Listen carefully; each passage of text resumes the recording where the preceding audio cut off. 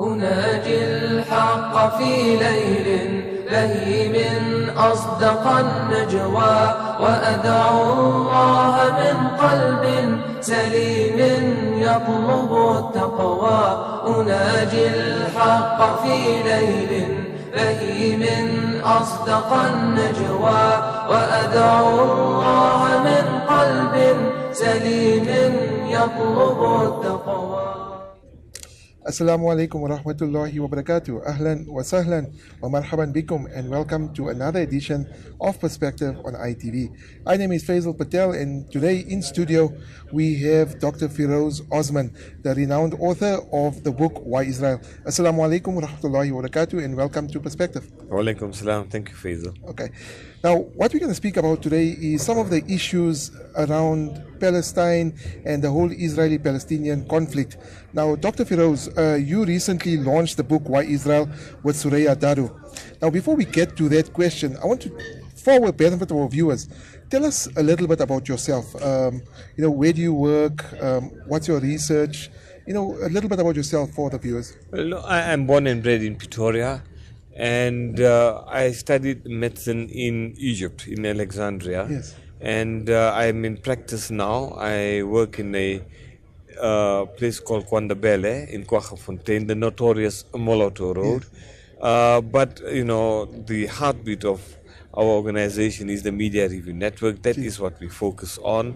And because of the misrepresentation, the demonization and the vilification of Muslims and Islam, we took on this debate, challenging anybody who vilifies Islam in the media, all media, print media, and on TV, and that is what our focus primarily is on. Like I was mentioning earlier, you recently launched the book Why Israel with Suraya Daru.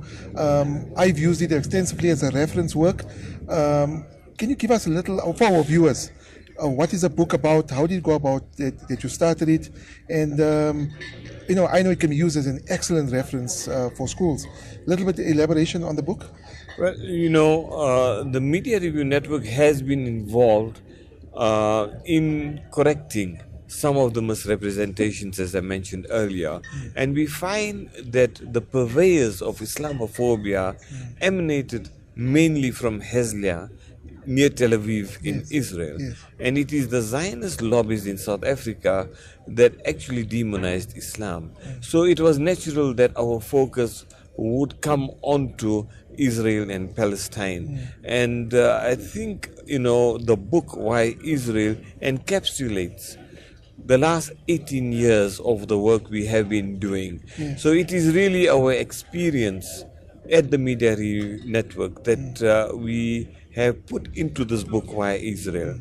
Why Israel itself, Suraya Daru especially and myself, worked on it for the last 4 years. Yes. Many of the experiences of the stalwarts that fought against apartheid in South Africa went to visit Israel, as it is known, and they found that they were walking into apartheid all over again. And that is really some of the challenges that we've put into our book. Many of the people that we argue with, discuss with on radio, in the newspapers have said, why are you picking on Israel? Of course. They say we're smaller than the Kruger National Park, and all we want is a home for the Jewish people, and why do you keep on picking on it? So this book entitled really came from them, Why Israel? And we ask the question, or they ask the question, why Israel?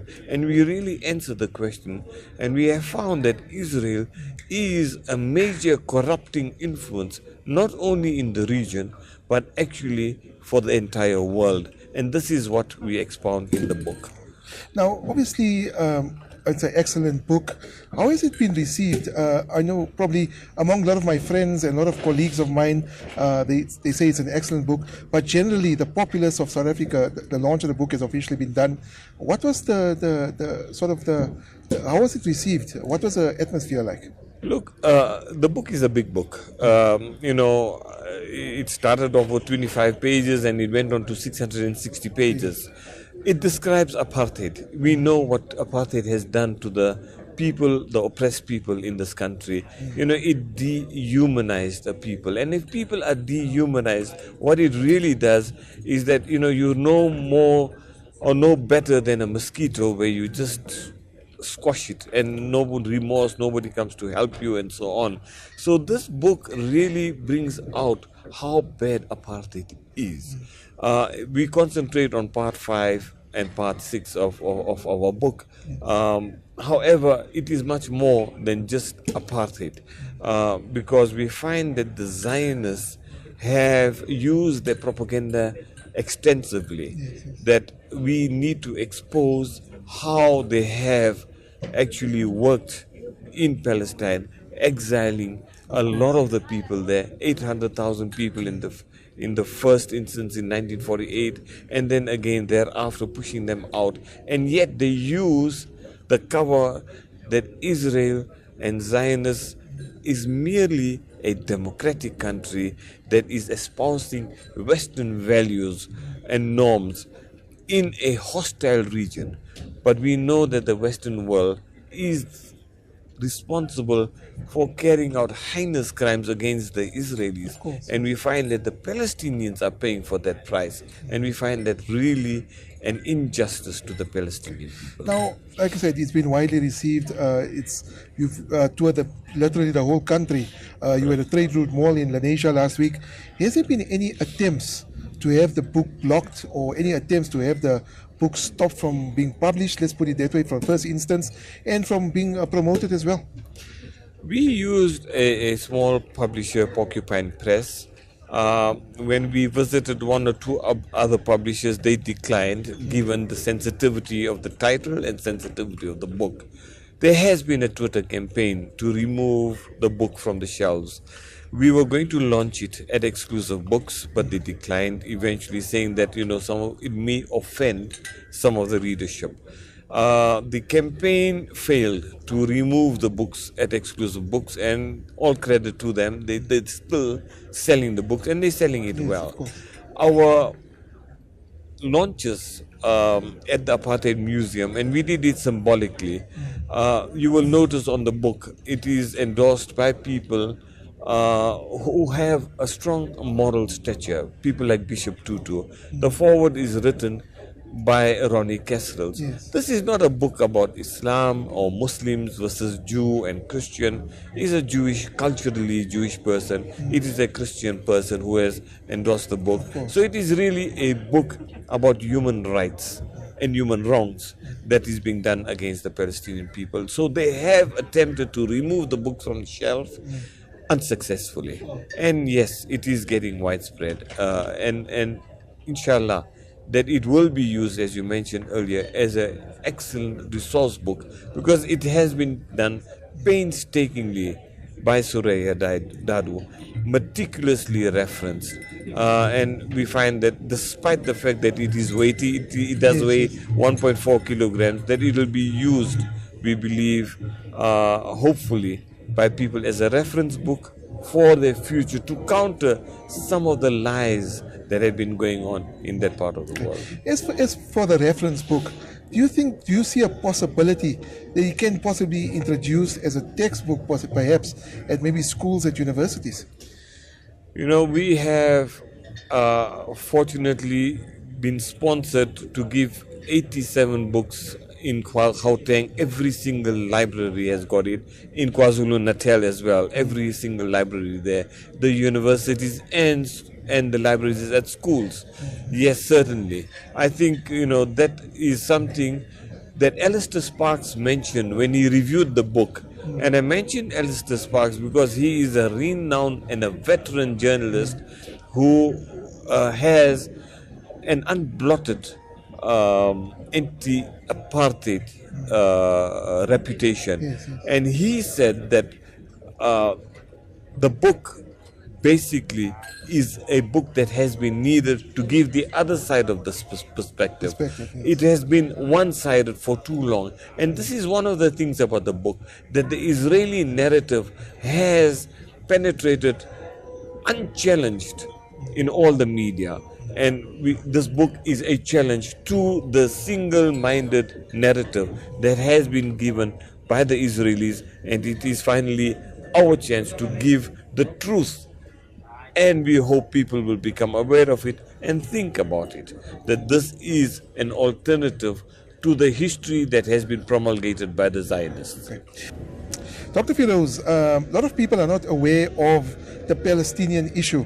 How do we, as media people, as yourself, as writers, as part of the MRN, conscientize the South African public to create better awareness, to understand that what Israel is doing is wrong and what they are inflicting upon the Palestinian people is apartheid? Unfortunately, we're not a reading public. In the Muslim community is now not for reading. So I think ITV plays a very important role to create this awareness.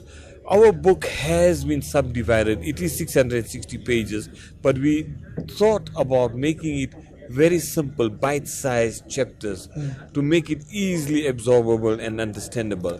But this book also has gone to the libraries, it has gone to the schools, and we believe it must go to the opinion makers. We need to understand the dynamics of that situation, on how the Palestinians have been struggling to free themselves, and that struggle parallels our struggle in South Africa. It is an apartheid state, and we know how we can assist. And our President Mandela did say that we in South Africa will never be free until other oppressed people in other parts in the world, Palestine, East Timor, etc., will be free. And we need to understand that until the Palestinians are liberated from oppression, we in South Africa will not be liberated. Zaakir, Dr. Feroz, and it was a pleasure having you on Perspective, and I'm actually overwhelmed by interviewing you, and I wish you all the success with the book, and inshallah we can conscientize the South African public on this particular issue. Thank you very much. That was Dr. Feroz Osman,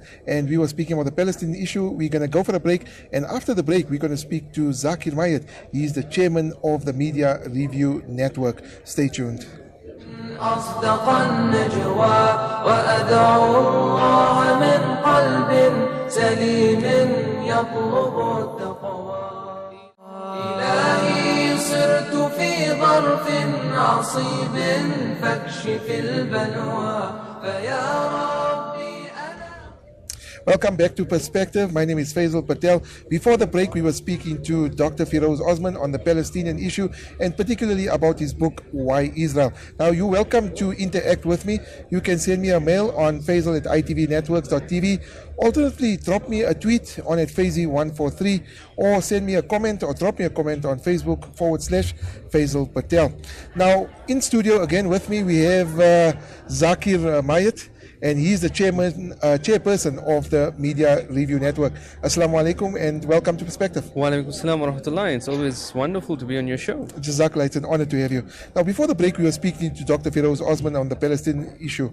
Now, one of the comments that have emerged, and I did a program on this, there was comments by the Minister of International Relations, Mayet and Kwana Mashabane, addressing a COSATU conference, and to quote her, she said that South Africa will not send ministers to Israel, and she also mentioned that she couldn't sleep at night because the Palestinian households were smaller than dots, referring to the Bantu homelands that we had in South Africa.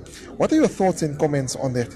Well, as the Media Review Network, as the Palestinian Solidarity Movement at large, and as people of conscience and justice, we definitely applaud the position that has been taken. I understand that it's always been a consistent policy of the ANC to deny high-level delegations meetings with the Zionist leadership. Yes. So we definitely applaud that, and we think that it is a movement towards nailing your colors to the mast with regards to the oppression that Israel metes out to the Palestinians on a daily basis. Yeah. I think it's also because of our legacy being that of overcoming apartheid that we can relate to what the Palestinians are going through. Although the comments that have come through to us post their visits to the occupied regions, West Bank and Gaza Strip, and I think Gaza and West Bank seems to be separated in many minds, but it indeed Palestine as a whole, we should not separate them. They say that the situation within both these areas are worse than what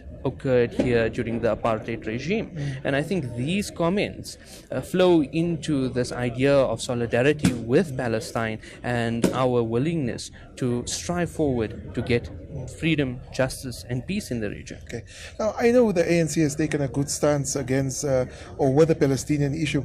Now, there are certain opposition parties in South Africa, and I'm not going to name them for certain specific reasons as well, that doesn't take a stance on a Palestinian issue specifically. What are your thoughts and comments on that? And to quote Dr. Feroz Osman just before the break, Madiba always said that South Africa will never be free until the Palestinians are free. Now, given that comment from one of the stalwarts of the freedom we enjoyed today during the apartheid, and he fought for to eliminate apartheid, do you think opposition parties should take a stronger stance and share some of the sentiments of the ANC? Most definitely. I think that the issue of Palestine is not an ANC issue or a Muslim issue, as much as the Zionist movement likes to paint it as such. It is an issue of justice. It's an issue of us as the people fighting for what is right. And I think our constitution gives us also a very clear indication. We, the people of this land, remember the injustices of the past. And what we are witnessing within Palestine today is a repeat of the injustices of the past. What we are witnessing is the victimization of Palestinians simply because they are Palestinians, not because they are only Muslim or because they are Christian, but because of who they are, the identity. We see them being thrown into solitary confinement. We see them being thrown into various sorts of imprisonment, administrative detention. And I think that for all political parties, not only the ANC, this is an issue of justice. You cannot remain silent, particularly considering the constitution that we have, number one, which is always a reminder of the struggle that we have fought. Okay. Now, I've got a friend in Palestine, a very good friend of mine, and he always, when there was an attack in Palestine, I think last year sometime, and he asked me, he says, Faizel, do you know what is it to see your little sister run to you when you have F-16s flying over your home? Now, our youth here in South Africa, or maybe youth many around the world as well, won't understand or won't get the gist of the fear that's in these children when these planes are flying across. And, when you look at this child's face, the terror and the fear on their face, how do we get that message across? How do we engage our South African youth or the youth across the world to make them aware of this Palestinian issue? I think what we are witnessing, and being a youth myself, I'm witnessing sort of a revival within the youth movements, and particularly driven within the Muslim community by the Muslim Students Association Union. What we are noticing is that there's a political conscientization that is taking place.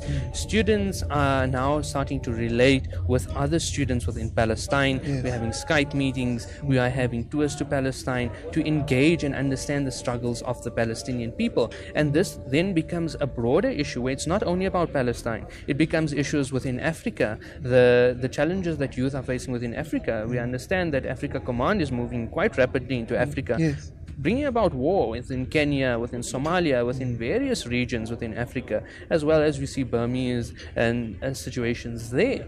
So I think that what's happening with the Palestine issue in youth, what needs to be done is that there must be a willingness to see the reality. What we always hear is that I can't see these images, but that is the point. You must not be able to see these images. You have to act and do something. And now the structures are in place. There's Media Review Network, there's your MSAs. Get involved, do something. Now, another issue that's emerged, and it's been making headlines in the past few weeks, I've discussed in my show as well. There are plans, there's a bill that's gone through the Knesset. There are plans to divide Al-Aqsa between Muslims and Israelis. What's your thoughts and comments on that? Well, this has been a plan put forward by the stalwarts of Zionism. I mean, these are things that were written down by very radical settler movements such as the Kahanist movement, Rabbi Levi Cook and the likes that spawned this Barak Goldstein that did the massacres and meted out the massacres on the Palestinians. So I'm not surprised. However, this should galvanize all communities, not only Muslim communities or Arab communities, but all, to recognize that this is a means of injustice. This is a means of separation, a means of apartheid. What this means is that we need to take a stand. This means that we have to stand up for justice and for the freedom of Palestine for all its people, both Jews, Christians and Muslims. So it's not a shock to us, but that means that we have to start acting. This issue of Palestine has gone on for in excess of 60 years. And we need to do something as a community, as South Africans particularly. And I think that is the way we need to proceed. It should worry us that we are now talking about segregation of such a holy site. It means that this has to be a heritage for everyone, not just a certain group of people. One of the questions I wanted to ask Dr. Feroz before the break, I didn't get an opportunity, but, well, I did get an opportunity, but I'll pose it to you. There was this whole problem of the billboards. That's been going around. What is the issue related to that? Well, I think it's a typical Zionist tactic, if I may say. When the billboards reflecting the map of Palestine came up, we were told that it creates division. We were told that it is polarizing our communities. And I think there's a poor argument. You can't deny the facts. The facts are that Palestinian land is being stolen, that Zionism is an ideology that is pushing a very racist thought process that can correlate very strongly with apartheid. And I think regardless of how you try and term it as divisionism or anti-Semitism, you can't deny the facts. These are things that are, in terms of secular international law, illegal. You cannot steal land. And I suppose these arguments have fallen flat repeatedly, whether it was with the first billboard with regards to the Palestine maps or our current billboard that we are receiving some flack for. We're publicizing the book Why Israel.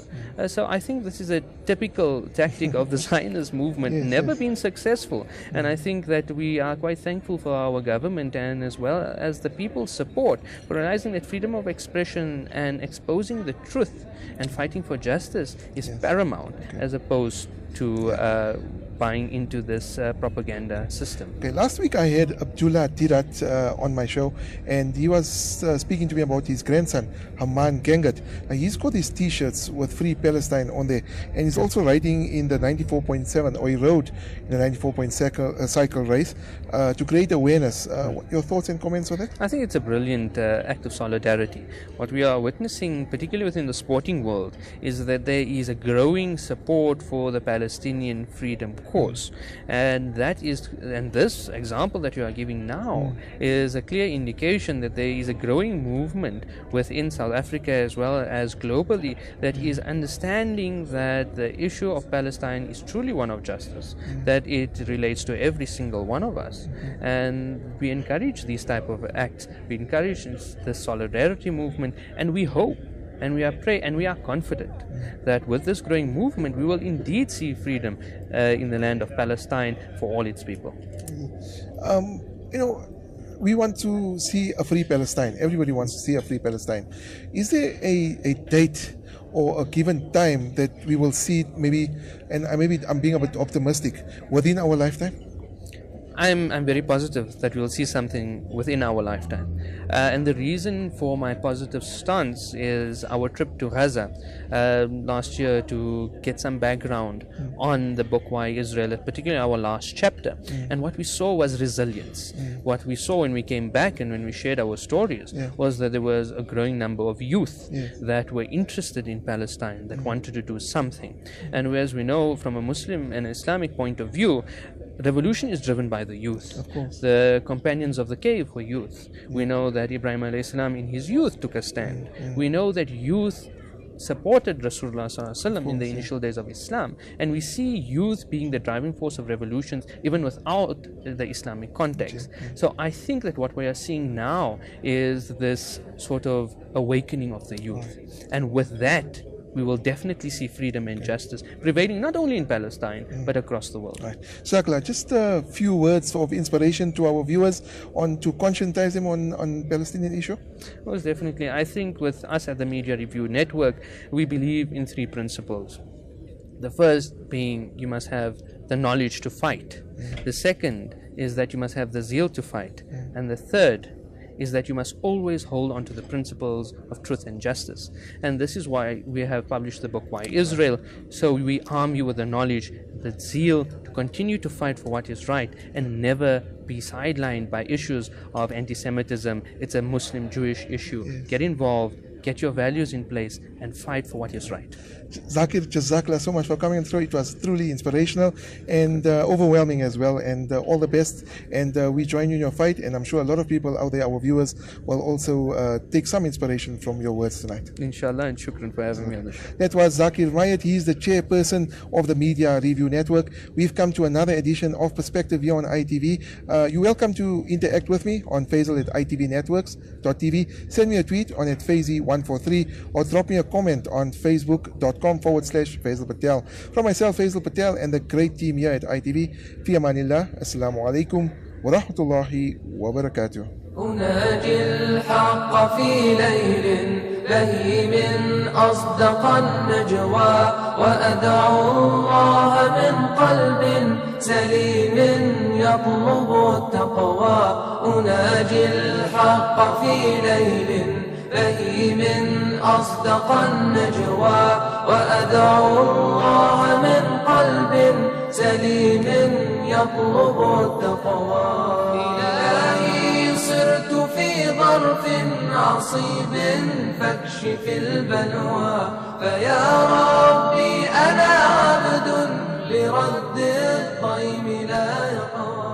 أعني ربي في أمر